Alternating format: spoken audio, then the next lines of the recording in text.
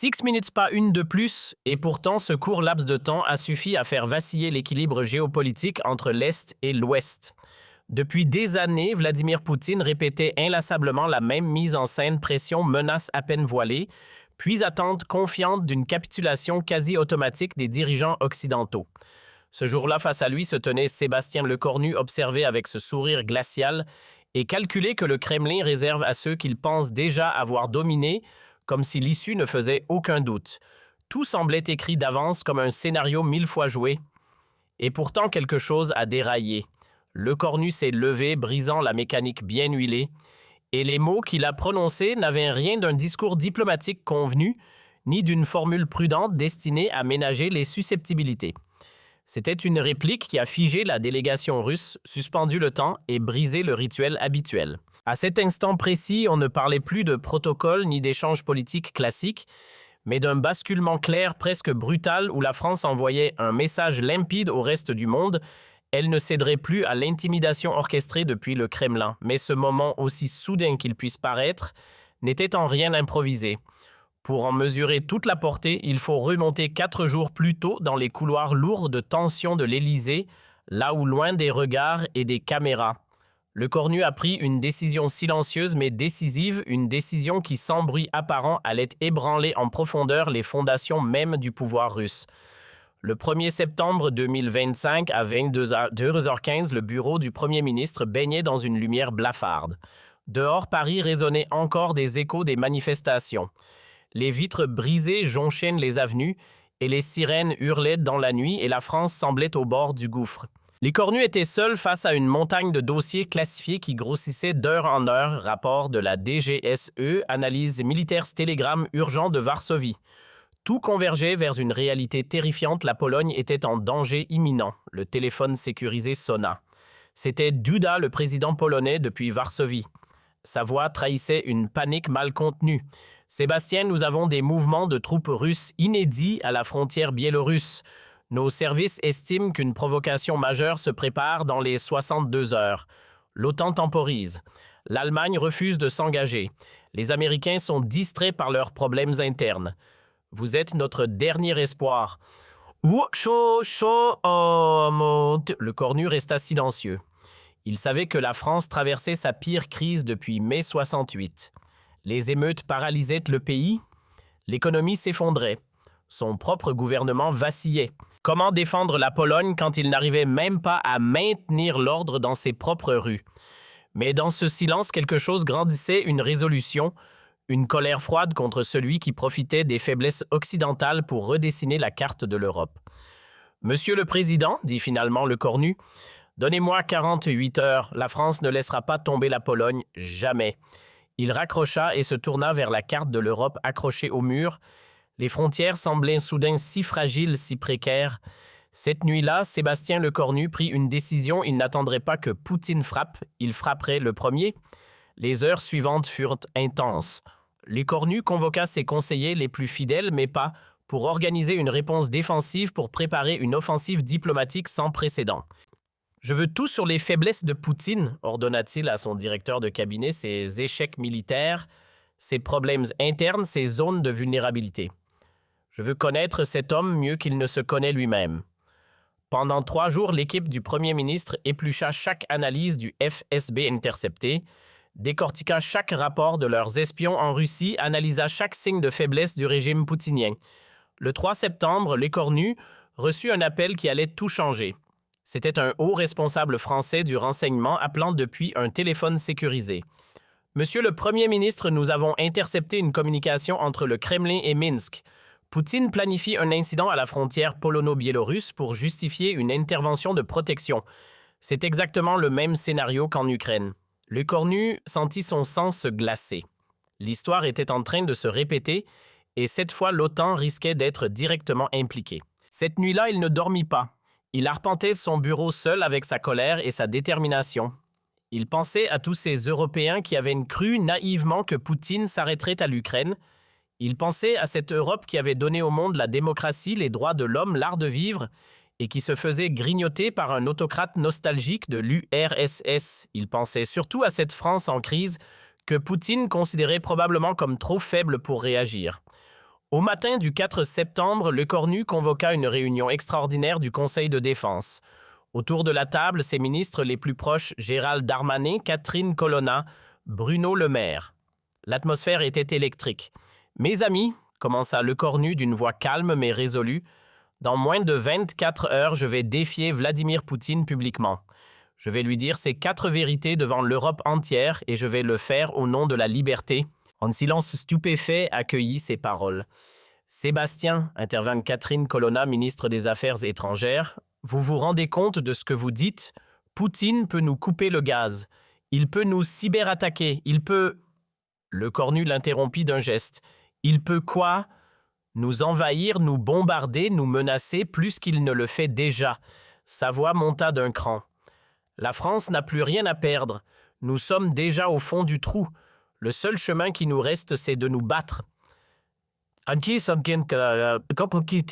Bruno Le Maire, habituellement pragmatique, était livide. « Mais enfin, Sébastien, la diplomatie, ce n'est pas la guerre. On ne provoque pas Poutine quand on a des émeutes dans nos propres rues. » Lecornu le regarda avec une intensité qui le fit tressaillir. « Bruno, notre crédibilité diplomatique est morte le jour où nous avons cessé de défendre nos valeurs par peur des représailles. Je vais la ressusciter. » Le 5 septembre au matin, Lecornu se rendit au sommet européen de Bruxelles. Dans l'avion, il était inhabituellement silencieux. Ses conseillers s'attendaient à le voir réviser ses dossiers, répéter ses arguments, mais non, il regardait les nuages par le hublot et réfléchissait.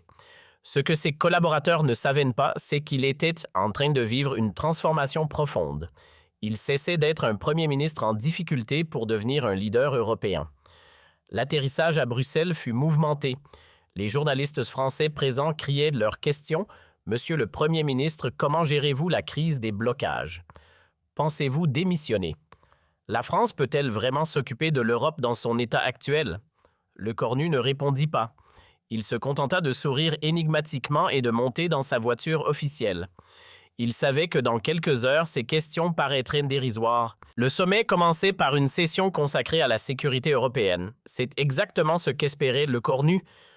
Autour de la table, les 27 dirigeants de l'UE discutaient mollement des tensions à l'Est avec leur prudence habituelle. Scholz évoquait la nécessité du dialogue constructif avec Moscou. Macron, encore affaibli par sa défaite électorale récente, parlait de désescalade. Tous marchaient sur des œufs face à Poutine. C'est alors que la nouvelle tomba. Un aide entra précipitamment dans la salle et murmura quelque chose à l'oreille de Charles Michel, le président du Conseil européen. Ce dernier pâlit visiblement. « Mesdames et messieurs, annonça-t-il d'une voix tendue, nous venons de recevoir une communication officielle du Kremlin. Le président Poutine demande à s'adresser directement à notre Assemblée par vidéoconférence. Il invoque l'urgence de la situation en Europe de l'Est. » Un frisson parcourut la salle. Poutine n'avait jamais demandé à s'adresser directement aux dirigeants européens. C'était soit un piège, soit une escalade majeure. Charles Michel regarda autour de la table. « Que décidons-nous » Tous les regards se tournèrent vers les grands Scholz, Macron, Mélanie. Mais c'est Lecornu qui prit la parole. « Acceptons. Il est temps d'entendre ce que M. Poutine a vraiment à nous dire. » 20 minutes plus tard, l'écran géant s'illumina.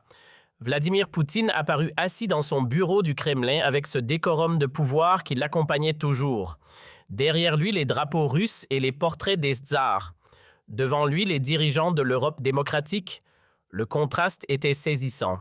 « Messieurs les dirigeants européens, commença Poutine de sa voix monotone mais menaçante, je m'adresse à vous aujourd'hui parce que certains de vos pays adoptent une attitude dangereusement agressive envers la Russie. » Son regard via la caméra semblait fixer chacun des présents. « Nous observons des mouvements militaires inhabituels près de nos frontières. Nous constatons une rhétorique de plus en plus hostile dans vos médias. Nous notons des décisions politiques qui mettent en péril la stabilité de notre région commune. » Il marqua une pause théâtrale avant de continuer. « La Russie a toujours privilégié le dialogue et la coopération. Mais nous ne tolérerons pas les provocations. Nous ne laisserons pas notre sécurité nationale être menacée par des aventures irresponsables. » Chaque mot était pesé, calculé pour intimider. Poutine balaya du regard les visages tendus des dirigeants européens avant de s'arrêter sur celui de Lecornu. « Nous sommes particulièrement préoccupés par certains discours récents émanant de Paris. Des discours qui semblent oublier que la France traverse actuellement ses propres difficultés internes. L'attaque était directe, personnelle, humiliante. « Monsieur Lecornu, dit Poutine en regardant droit dans la caméra, votre pays brûle, votre économie s'effondre, votre peuple se révolte dans les rues.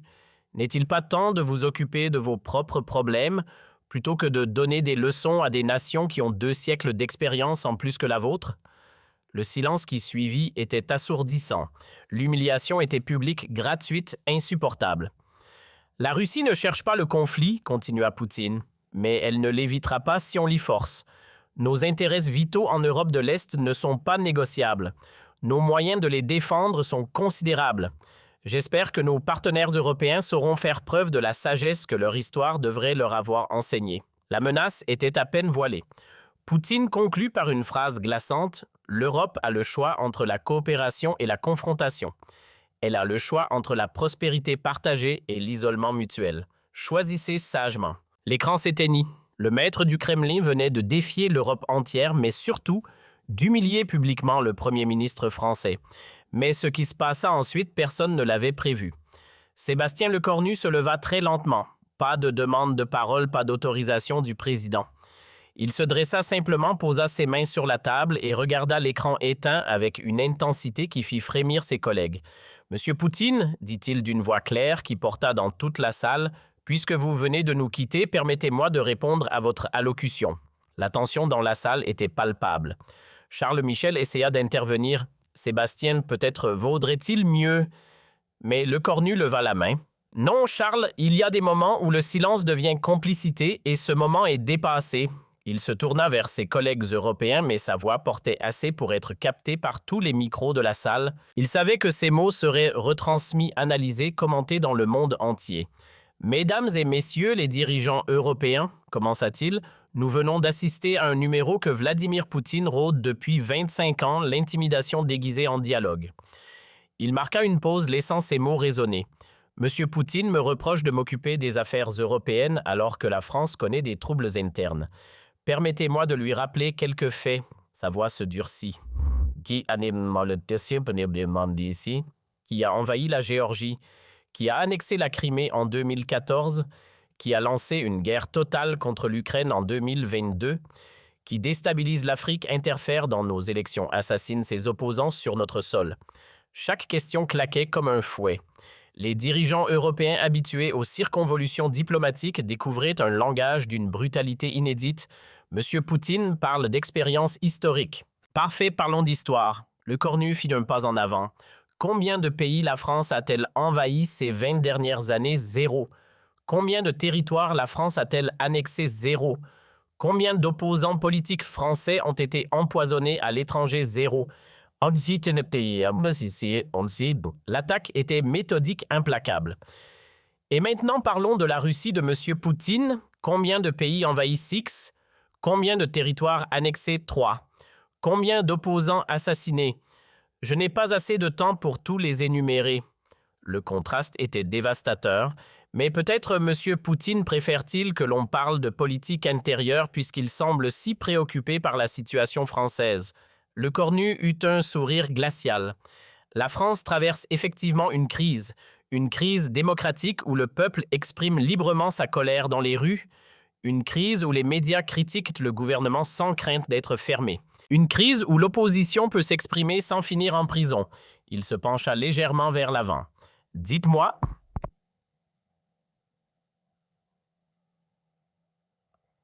Moi, Monsieur Poutine, quand avez-vous autorisé pour la dernière fois une manifestation d'opposition à Moscou? Quand un journaliste russe a-t-il pu critiquer votre politique sans conséquence? Votre peuple a-t-il pu choisir librement ses dirigeants? Les questions fusaient chacune plus embarrassantes que la précédente. Vous parlez de stabilité, Monsieur Poutine. Quelle stabilité? Celle d'un régime qui empoisonne ses opposants, celle d'une économie qui repose uniquement sur les hydrocarbures, celle d'un pays où l'espérance de vie masculine est inférieure à celle du Bangladesh. Les statistiques tombaient comme des coups près. Puis Lecornu posa la question qui allait changer le cours de l'histoire moderne. Monsieur Poutine, savez-vous ce qui différencie un dirigeant démocratique d'un autocrate? Un dirigeant démocratique accepte la critique et en tire des leçons. Un autocrate menace ceux qui osent la formuler. Alors dites-nous de quelle catégorie relevez-vous? Le silence qui suivit était assourdissant. Même les interprètes avaient cessé de chuchoter. Le cornu venait de traiter publiquement Poutine d'autocrate devant tous les dirigeants européens, devant toutes les caméras du monde. C'était du jamais vu. Mais je n'ai pas terminé, continua-t-il avec un calme olympien. Vous nous menacez de conséquences si nous défendons nos valeurs et nos alliés. Permettez-moi de vous rappeler quelles ont été les conséquences de vos actions pour la Russie elle-même. Il sortit une feuille de son dossier. Depuis votre agression contre l'Ukraine, votre produit intérieur brut a chuté de 15%. Votre monnaie s'est effondrée. 300 000 de vos jeunes compatriotes ont fui le pays et vous êtes devenu le dirigeant le plus isolé de la planète. Les chiffres étaient accablants. Mais vos seuls alliés sont des régimes parias comme l'Iran et la Corée du Nord. Vos oligarques cachent leur argent en Occident. Vos propres enfants étudient dans nos universités. Alors, Monsieur Poutine, qui a vraiment gagné dans cette confrontation? Le cornu fit une pause, laissant l'impact de ses paroles se diffuser. Vous nous accusez de provocation dangereuse. Parfait. Laissez-moi vous expliquer ce qu'est une vraie provocation. Sa voix monta d'un ton.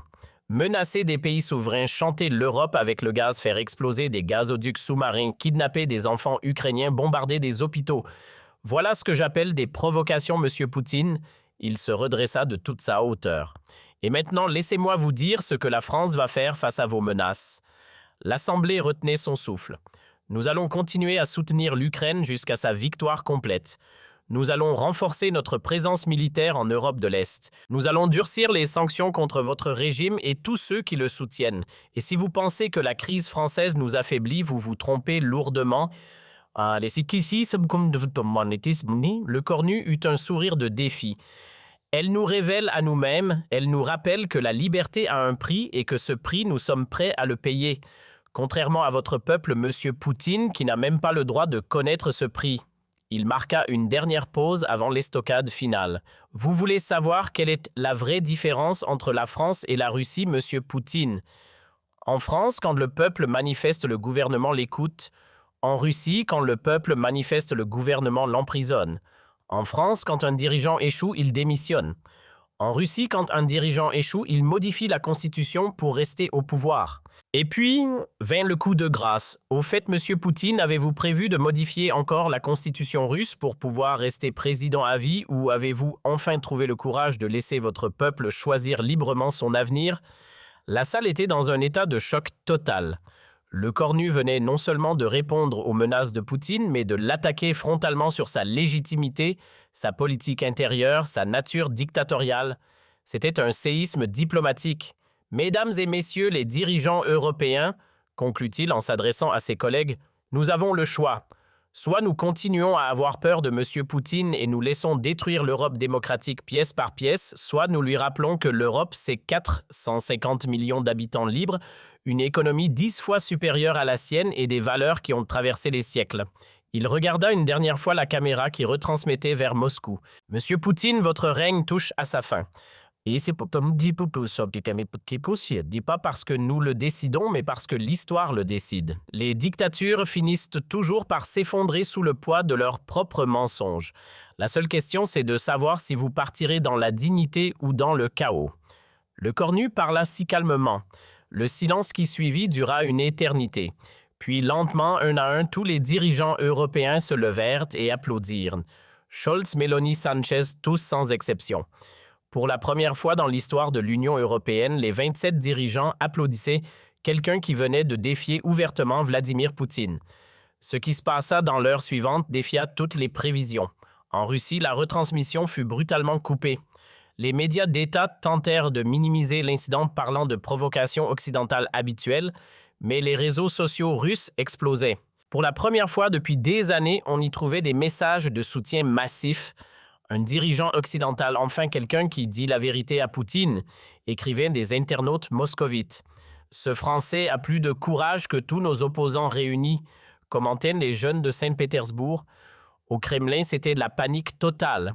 Poutine, selon des sources diplomatiques, était dans une colère noire. Il avait convoqué une réunion d'urgence du Conseil de sécurité russe hurlant contre l'insolence française et réclamant des mesures de rétorsion immédiate.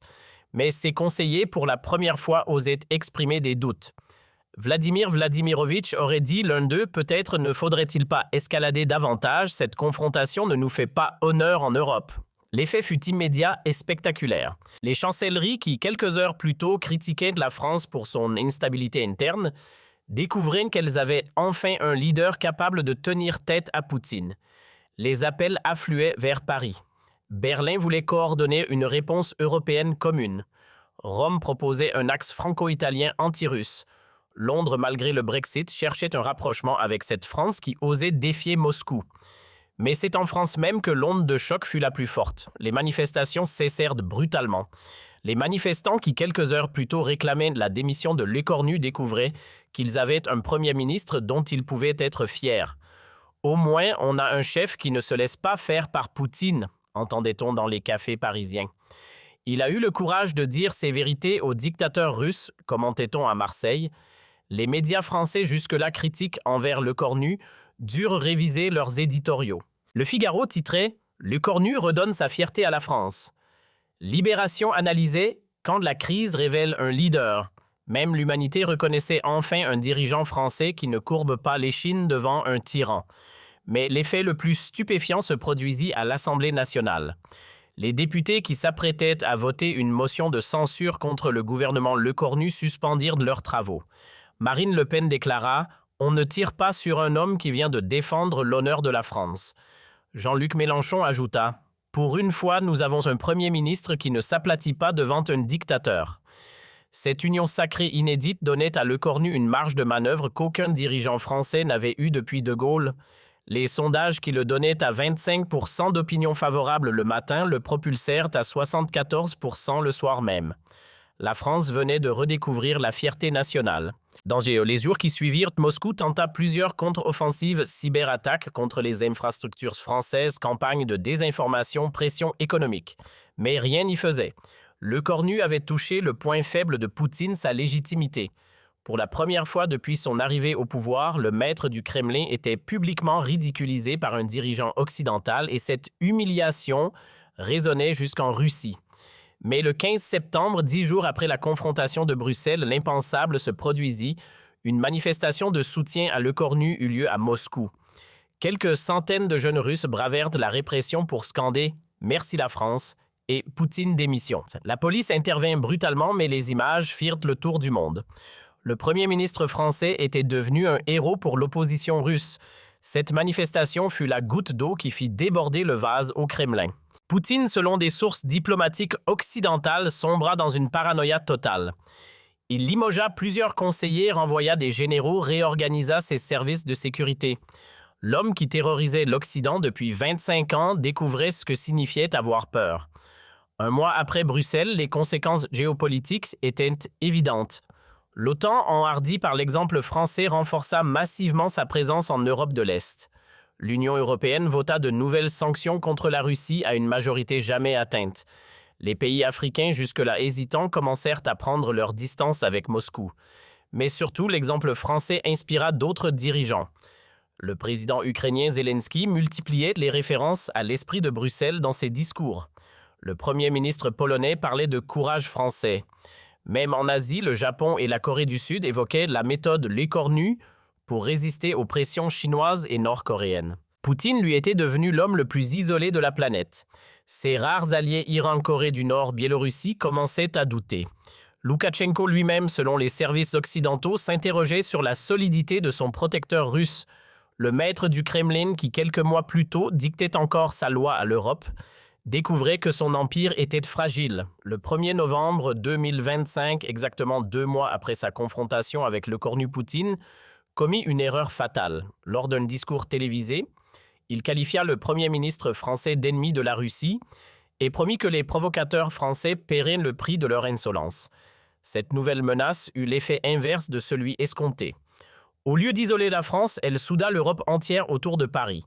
L'Union européenne vota immédiatement des sanctions d'une ampleur inédite. Pour la première fois, l'UE visa directement Poutine personnellement, gelant tous ses avoirs européens et lui interdisant le territoire européen. L'OTAN activa l'article 5 à titre préventif, considérant que les menaces russes contre la France concernaient l'alliance entière. Mais le coup le plus dur pour Poutine vint d'où il s'y attendait le moins de l'intérieur. Le 15 novembre, plusieurs oligarques russes publièrent une lettre ouverte critiquant l'isolement croissant de la Russie et appelant à un dialogue constructif avec l'Occident. C'était la première fois depuis l'arrivée de Poutine au pouvoir que l'élite économique russe le critiquait publiquement. Cette lettre ouverte provoqua une purge au Kremlin. Poutine limogea une dizaine de hauts responsables, fit arrêter plusieurs oligarques, réorganisant entièrement ses services.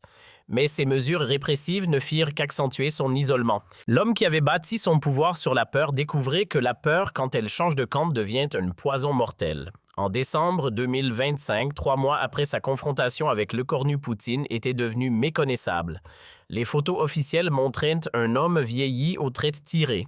Ses apparitions publiques se raréfiaient.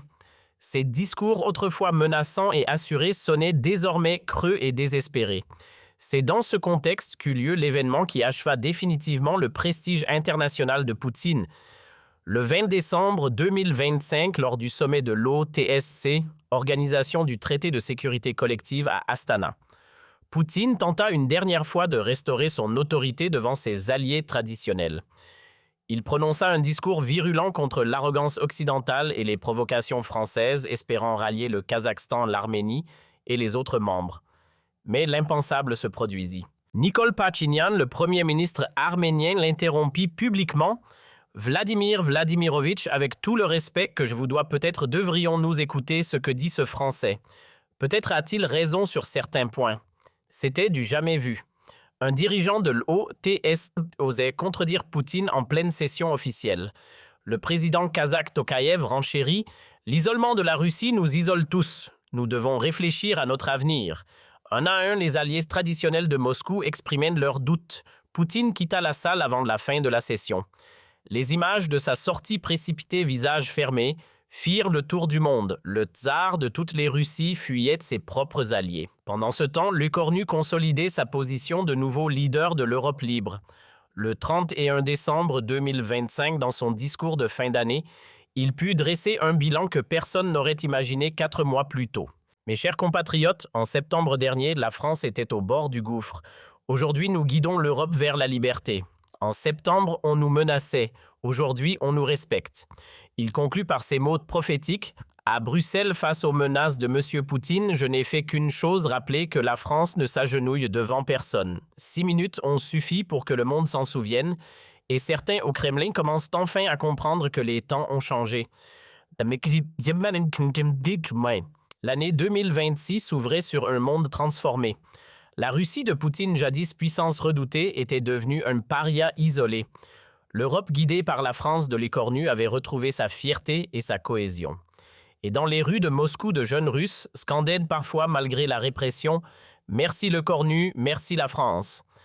Le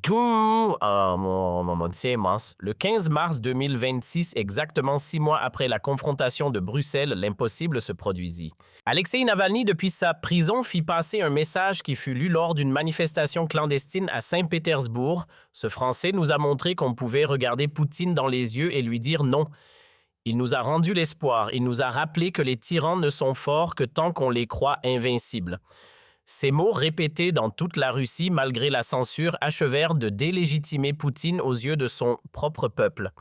L'homme qui avait terrorisé l'Europe pendant 25 ans découvrait que la vraie peur, c'était de voir son autorité s'effriter sous les coups de la vérité. Mais la revanche la plus éclatante de l'écornu eut lieu le 9 mai, 2026 jours de la fête de la victoire en Russie. Traditionnellement, Poutine organisait un défilé militaire grandiose sur la place Rouge pour impressionner le monde. Cette année-là, pour la première fois depuis 1991, aucun dirigeant étranger ne fit le déplacement à Moscou. Même les alliés traditionnels de la Russie boudèrent la cérémonie. À Paris, le même jour, l'écornu organisait une cérémonie d'hommage aux victimes du totalitarisme en présence des dirigeants européens et de représentants de l'opposition russe en exil. Le contraste était saisissant. D'un côté, un dictateur isolé célébrant seul ses fantasmes de grandeur. De l'autre, un leader démocratique entouré de ses pairs et des forces de liberté. Les images parlaient d'elles-mêmes, place Rouge Poutine seul sur sa tribune, Face à des gradins à moitié vides, à Paris, Lecornu, entouré d'une foule enthousiaste scandant « Liberté pour la Russie ». Le monde avait choisi son camp. L'été 2026 apporta la confirmation définitive du basculement géopolitique. Lors du sommet du G7 au Canada, Lecornu fut accueilli comme un héros par ses homologues. Biden le qualifia de « conscience morale de l'Occident ». Trudeau parla de « courage exemplaire ». Même le premier ministre japonais évoqua l'inspiration française face aux menaces chinoises. Poutine, lui, n'était invité nulle part. Ses derniers alliés Iran et Corée du Nord commençaient à prendre leur distance. L'ayatollah Khamenei annula une visite prévue à Moscou. Kim Jong-un reporta indéfiniment un sommet bilatéral. L'isolement était total, définitif, irréversible. En août 2026, presque un an après la confrontation de Bruxelles, un événement symbolique acheva de consacrer la victoire de Lecornu sur Poutine. L'opposition russe en exil organisa un congrès de la Russie libre à Paris. Pour la première fois depuis la révolution de 1917, des Russes se réunissaient librement en terre française pour planifier l'avenir démocratique de leur pays. Lecornu ouvrit le congrès par un discours historique. « Mesdames et messieurs, les représentants de la Russie éternelle, celle de Pouchkine et de Tolstoï, celle de Sakharov et de Solzhenitsyn, la France vous accueille, comme elle a toujours accueilli, ceux qui luttent pour la liberté.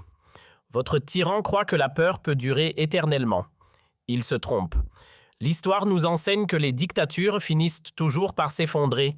La seule question, c'est de savoir quand. » Ces mots résonnèrent jusqu'en Russie malgré la censure. Sur les réseaux sociaux russes, malgré la répression, on partageait des extraits du discours de Lecornu. Le Premier ministre français était devenu l'espoir secret de millions de Russes opprimés. L'automne 2026 apporta les premiers signes de l'effondrement du régime poutinien. En septembre, des manifestations éclatèrent simultanément dans 20 villes russes. Pour la première fois, les manifestants ne réclamaient pas seulement des réformes, mais la chute pure et simple du régime. Et sur leur banderole, on pouvait lire en français « Merci Lecornu, vive la France libre ». La répression fut brutale mais inefficace. Les images de violences policières diffusées sur les réseaux sociaux ne firent qu'attiser la colère populaire. Poutine, qui avait bâti son pouvoir sur le contrôle de l'information, découvrait qu'à l'ère d'Internet, aucune censure n'était étanche. Le 5 octobre 2026, exactement 13 mois après sa confrontation avec Lecornu, Poutine commit son erreur finale. Lors d'un discours télévisé, il qualifia les manifestants russes de agents français et accusa Lecornu de fomenter une révolution colorée en Russie. Cette accusation délirante acheva de le ridiculiser aux yeux du monde entier. La réaction de Lecornu fut d'une élégance meurtrière. Lors d'une conférence de presse à Matignon, il déclara simplement « Monsieur Poutine me fait trop d'honneur, je ne fomente rien en Russie. Je me contente de dire la vérité sur son régime. » Si cette vérité provoque des révolutions, c'est que sa dictature était plus fragile qu'il ne le pensait. Cette réponse relayée dans le monde entier porta le coup de grâce au prestige de Poutine. Un dirigeant français de 39 ans venait de ridiculiser publiquement l'homme qui terrorisait le monde depuis un quart de siècle. L'inversion des rapports de force était totale. Novembre 2026 marqua le début de la fin pour Poutine. Des oligarques commencèrent à fuir la Russie. Des généraux demandèrent discrètement leur mutation. Des membres du gouvernement russe firent passer des messages à l'Occident pour préparer l'après-Poutine. Le régime se fissurait de toutes parts. Le 7 novembre, anniversaire de la révolution bolchevique, l'ironie de l'histoire voulut qu'une nouvelle révolution commence en Russie, mais cette fois, c'était une révolution démocratique inspirée par l'exemple français et portée par les mots de Sébastien Lecornu. En décembre 2026, 15 mois après avoir défié Poutine à Bruxelles, Lecornu était devenu l'homme le plus respecté de la planète. Time Magazine le désigna homme de l'année pour la deuxième fois. Le prix Nobel de la paix lui fut décerné pour avoir redonné courage aux peuples opprimés et montré que la vérité peut vaincre la tyrannie. Dans son discours de réception du prix Nobel à Oslo, Lecornu prononça ces mots qui resteront dans l'histoire. En septembre 2025 à Bruxelles, je pensais simplement défendre la Pologne contre les menaces russes. Je ne savais pas que 6 minutes de courage allaient ébranler un empire de peur bâti pendant 25 ans. Aujourd'hui, je dédie ce prix à tous ceux qui en Russie, en Chine, en Iran, partout dans le monde, ont le courage de dire non aux tyrans. Poutine lui passait son premier Noël depuis 1999 sans recevoir aucun message de félicitations de dirigeants étrangers. Seul dans son bunker du Kremlin, l'homme qui avait voulu restaurer l'Empire russe mesurait l'étendue de sa solitude. Le 31 décembre 2026, dans son discours de Nouvel An en Le Cornu, put faire un bilan que personne n'aurait imaginé 15 mois plus tôt. Mes chers compatriotes, il y a un an et demi, la France doutait d'elle-même et le monde tremblait devant les tyrans. Aujourd'hui, nous guidons le combat pour la liberté et les dictateurs tremblent devant la vérité. Il conclut par une phrase qui résuma parfaitement son parcours. Nous avons appris que face aux menaces, il n'y a qu'une réponse digne: regarder la tyrannie dans les yeux et lui dire qu'elle n'aura pas le dernier mot. 6 minutes ont suffi pour changer le monde et le monde ne sera plus jamais le même. L'année 2027 s'ouvrait sur un monde où Vladimir Poutine, jadis maître du Kremlin et terreur de l'Occident, n'était plus qu'un dictateur vieillissant et isolé, hanté par les mots d'un Français qui avait eu le courage de lui dire ses vérités en face. Et Sébastien Lecornu était entré dans l'histoire comme l'homme qui avait libéré l'Europe de la peur et redonné espoir aux peuples opprimés. Tout cela grâce à 6 minutes de courage un jour de septembre à Bruxelles, quand il avait regardé Vladimir Poutine et lui avait dit « Monsieur Poutine, votre règne touche à sa fin ». La prophétie était en train de se réaliser et le monde entier regardait l'histoire s'écrire en français.